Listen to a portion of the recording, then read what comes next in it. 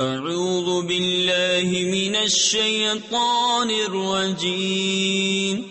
بسم اللہ الرحمن الرحیم وَإِنَّ لَكُمْ فِي الْأَنْعَامِ لَعِبْرَةً نسقيكم مما في بطونه من بين فرث ودم لبنا خالصا سائغا للشاربين ومن ثمرات النخيل والأعناب تتخذون منه سكرا ورزقا حسنا ان فی ذلک لآیۃ لقوم یعقلون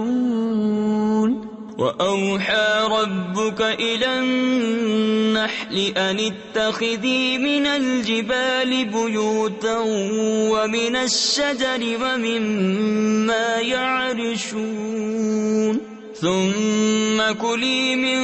كل الثمرات فاسلكي سبل ربك ذللا يخرج من بطونها شراب مختلف ألوانه فيه شفاء للناس إن في ذلك لآية لقوم يتفكرون۔